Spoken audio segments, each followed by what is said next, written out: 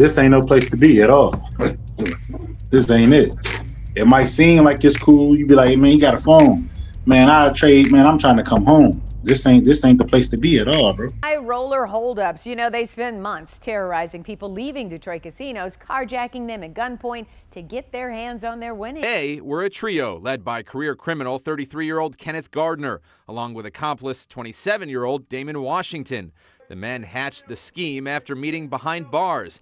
Man, that was like a wild time. At that time, I thought it was some elaborate type shit, you know what I mean? But when I look back at it now, it was, you know what I mean? It wasn't really worth it for real. Because you got to understand, you know, every casino has two parts. You have like the parts where your regular Joes go and they might put $5 or $10 in the slot machine. And then you have your high limit rooms where you might see an individual in there with 50,000, 100,000, you know what I mean? Depending on where you at.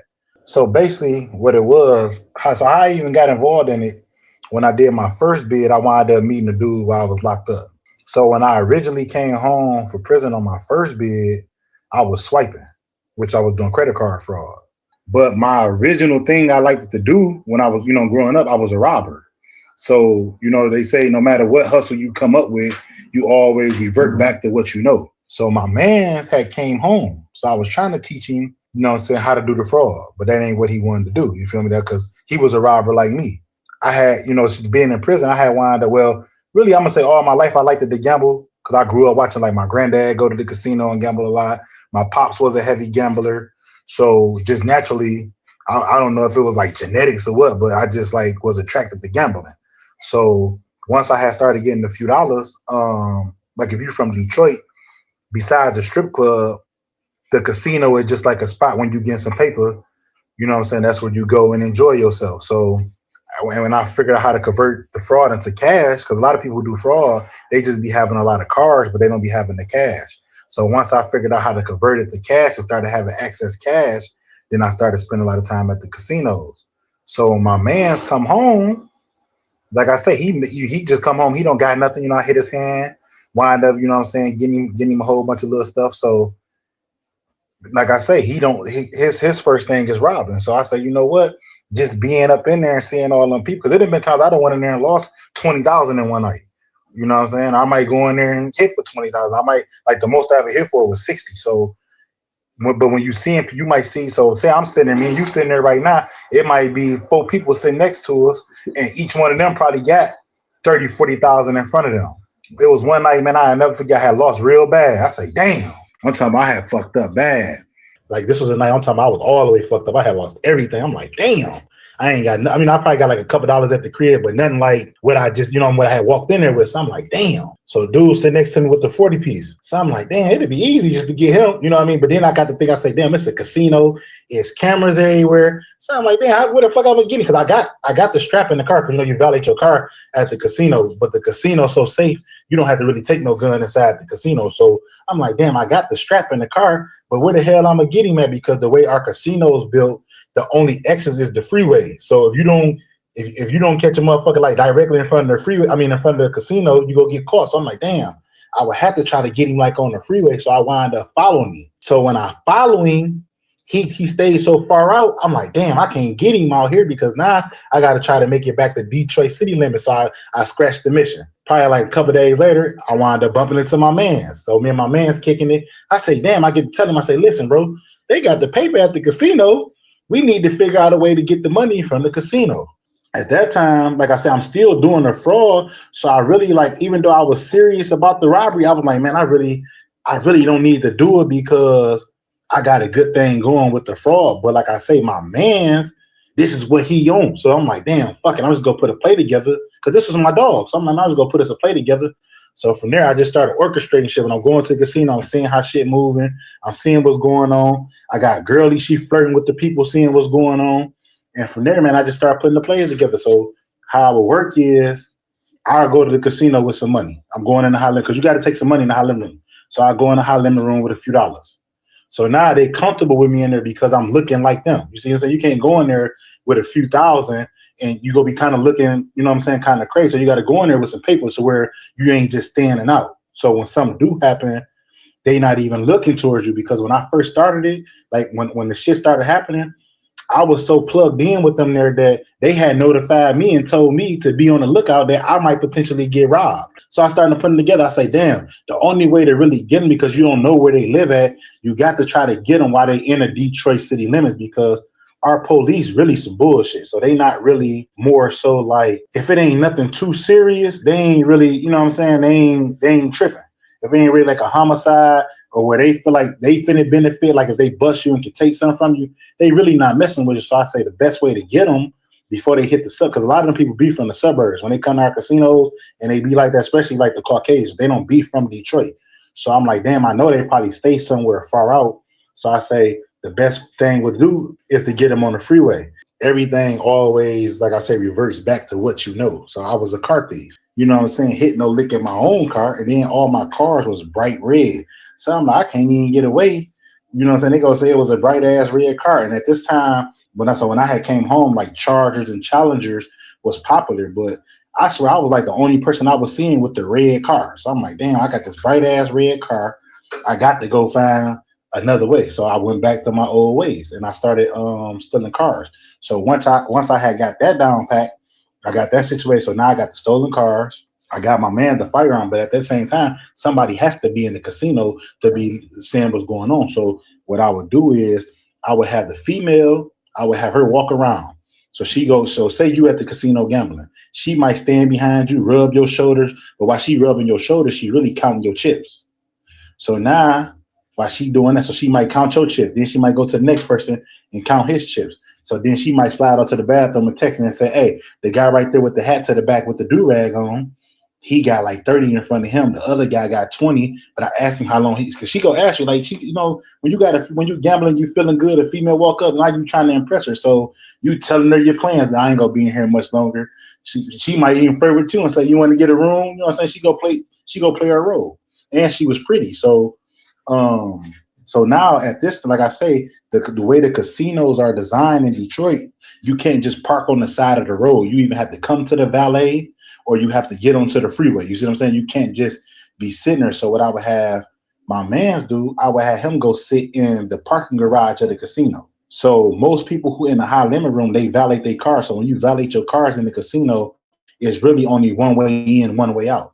So now that gives him enough time. So when I say, okay, bam, this guy's coming out, she's going to follow him to the valet area. So now when he bring his car, she's going to let my man know, okay, this guy's in a black, we just go say he's in the Benz. He's in the black Benz. So now, like I said, it's only one freeway to get on. So while you on the freeway, that's giving my man's enough time to catch up to you. So as you get on the freeway, you speeding, he's going to come behind you. He's going to bump your car, but he's going to hit it so hard to where you just got to pull over because it's like an accident. But he, you know what I'm saying? He's going to like dinner fuck your car up. So now you pull over to the side of the road. You thinking it's just a, you know what I'm saying, a routine traffic stop. Then that's when, you know what I'm saying, that's when he was putting down his plays. You know, we would just go from there. What led to everything going wrong? Okay, so what went wrong, bro, was greed. You know, greed is going to always set you back. You know what I mean? Like when you being greedy, bro, that's not something to do. I'm not condoning or saying that's something you should do if you ain't got no money. I say sometimes you have to say to yourself, listen, I know I'm doing something I ain't got no business doing. I done made me a few dollars. Let me go ahead and just fall back before it. Because you go eventually, I don't care what you do in life.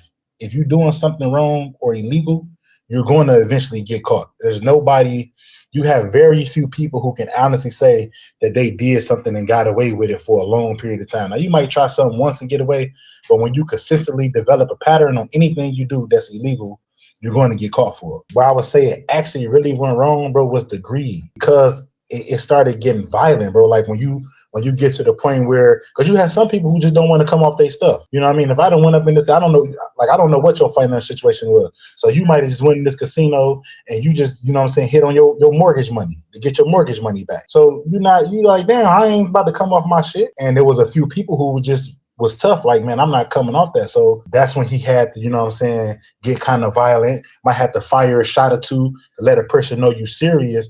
And once that started happening, that's when they said, okay, enough is enough. He liable to give it to you because he feel like he can get it back. And he, you know what I'm saying, he might come find you. But a regular civilian who working hard, they probably like, man, listen, I worked hard for this shit. I'm not just giving you my stuff. And once he was faced with those type of situations, that's when he had to turn it up a notch. And that's what made the police start putting it on the news, trying to figure out what was going on. But and then, like I say, so say I might hit your car. Now I might damage the car that I'm in. Well, when I say me, I'm talking about my co-defendant.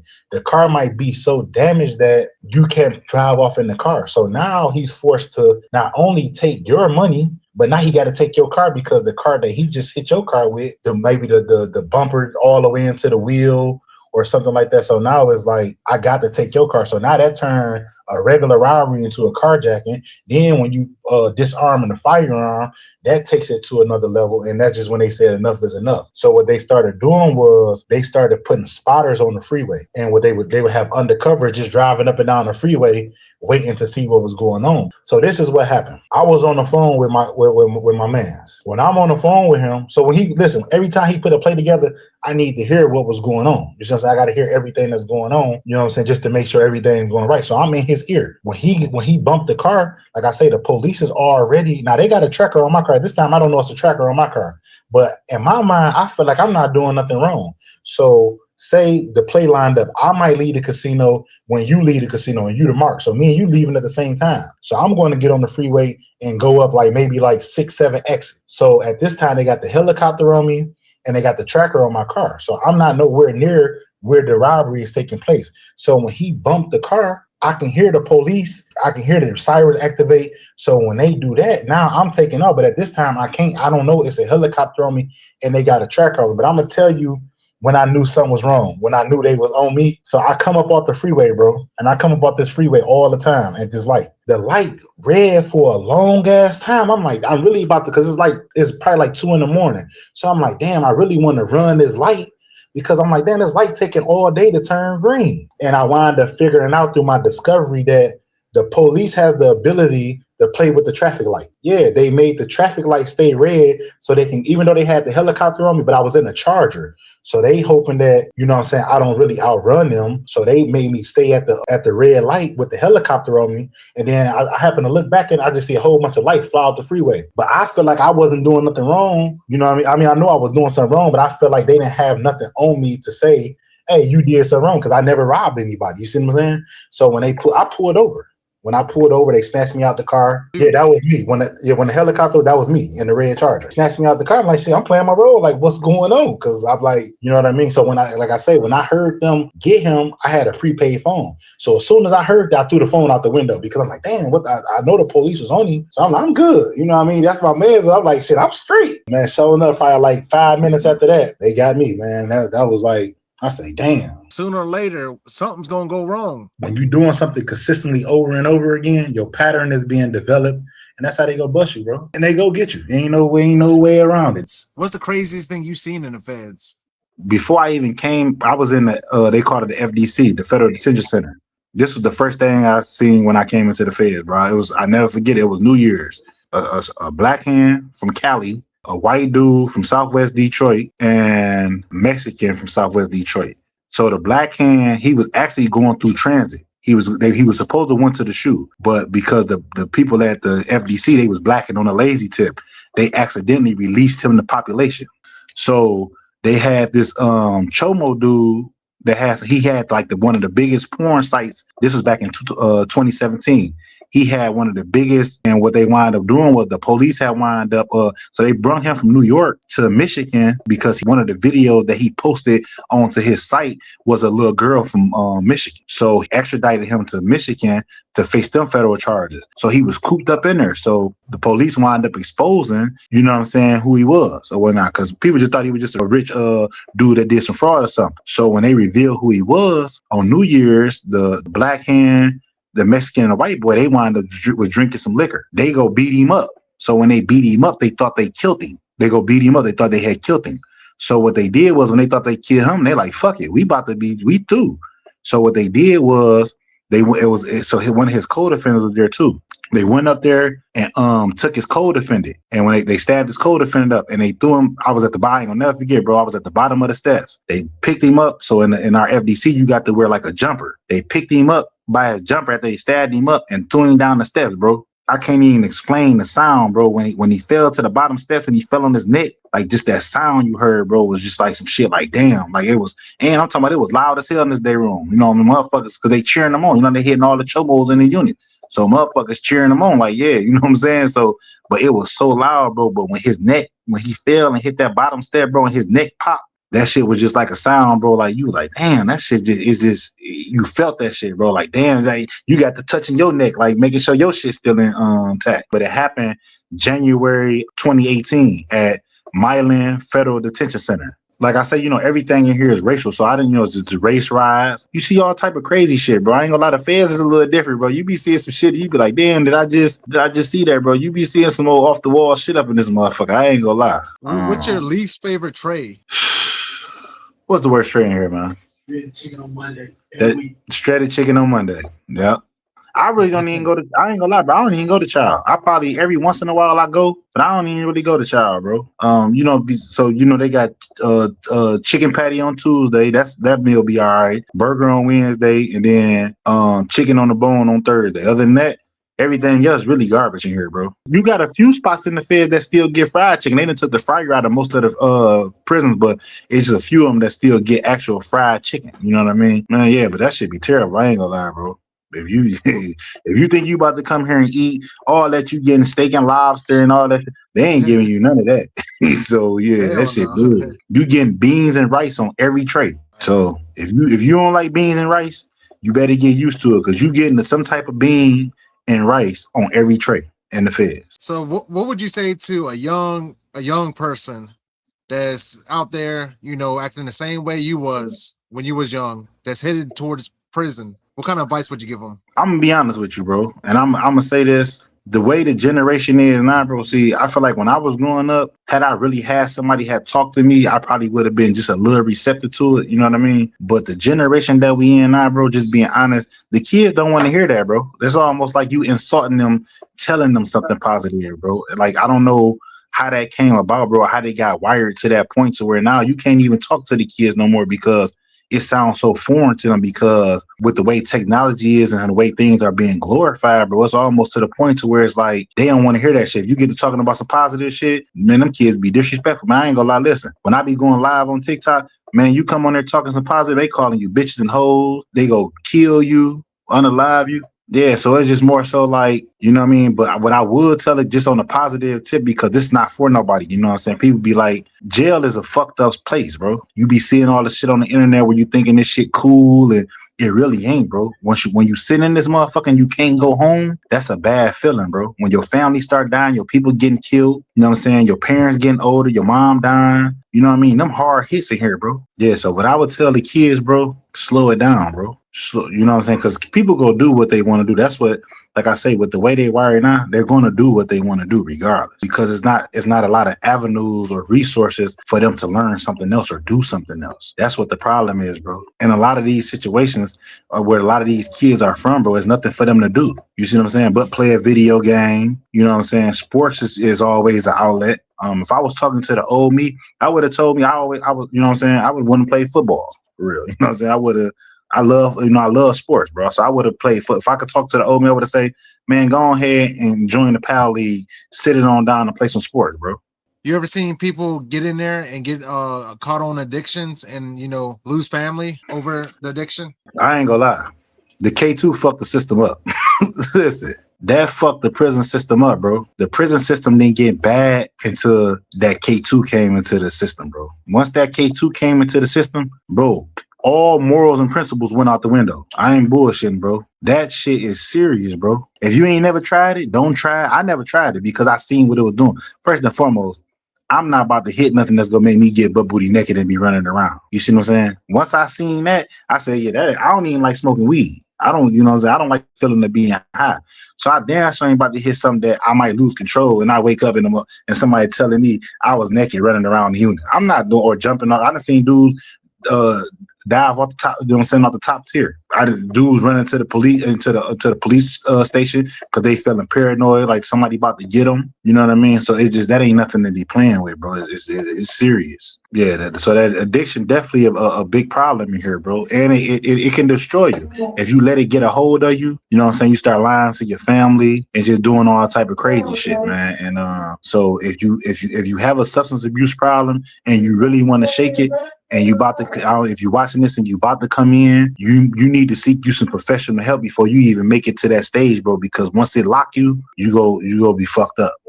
How the COs treat you in there? It depends on where you at, man. Where I'm at, it's you know what I'm saying, it's mainly ran by black people. So anytime you amongst black people, it's more so like, I don't want to say love, but it's more so like they feel our pain because half of their family probably locked up for real.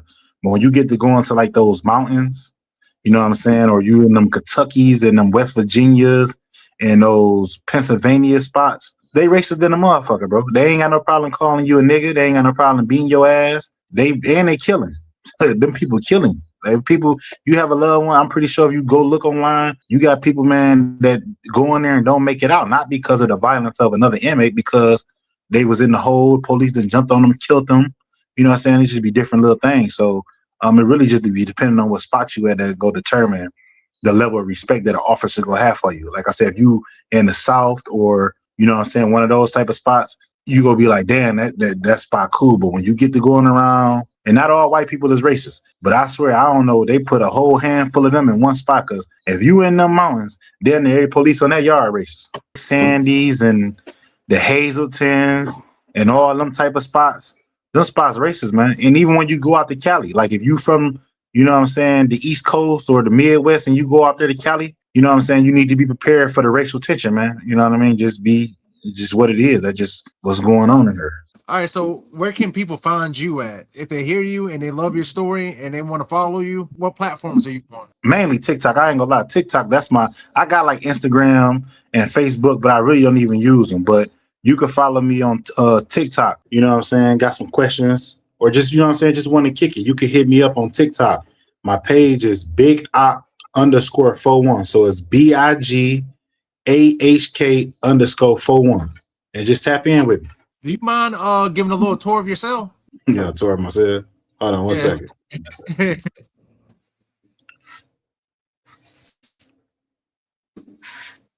This ain't no way to be living, though. This ain't no place to be at all. This ain't it. It might seem like it's cool. You be like, man, you got a phone. Man, I trade, man, I'm trying to come home. This ain't the place to be at all, bro. What's for the future? So since I've been in, bro, I had I started off ghostwriting books. That was like my little hustle to keep me afloat in here.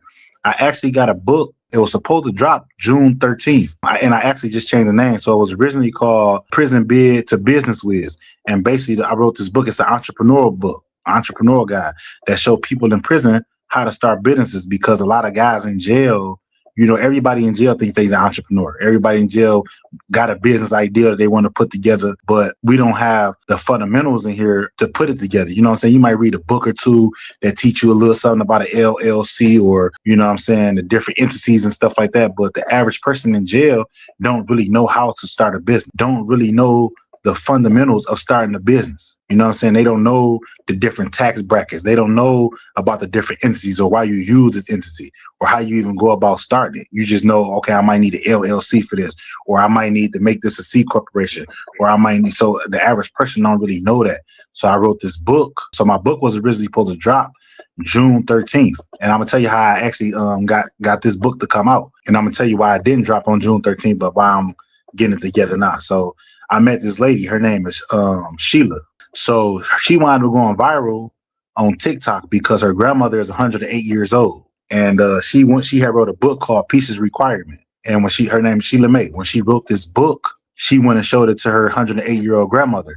And her grandmother's reaction blew her up. You know what I'm saying? It made her like famous on the internet. So I was just like, damn, that, you know what I'm saying, seeing a black woman live that long. I had commented on it like, man, hey, that's, you know what I'm saying, that's some powerful shit you're doing right there. Wooty wati bam. So me and her had wound up, she from Cali. Shout out to Cali.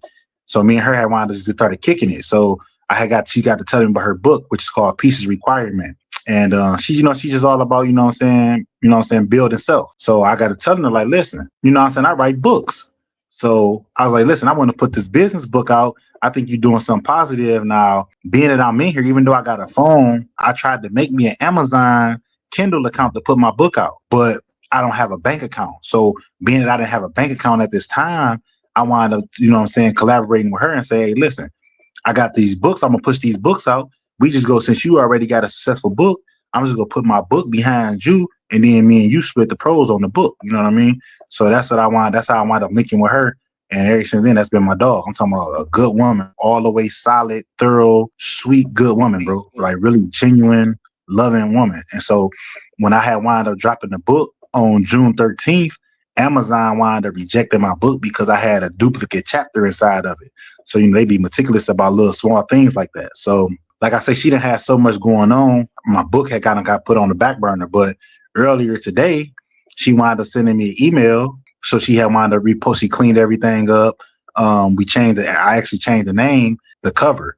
So I just reposted the book. So Amazon sent the email saying within 72 hours, my book could be posted on Amazon. So the book is called Entrepreneur Shuffle. Look out for it. It's a good book. If you got a loved one in jail, you probably need to go get them this book. If you want your loved one to be successful, you want them to learn about business, you want them to have a tool to put behind them to make them successful. Tap in with me if you got some questions. And we go from there. My email and everything is in the book. You know what I mean? So you'll be able to contact me, and you know what I'm saying? We go live it up.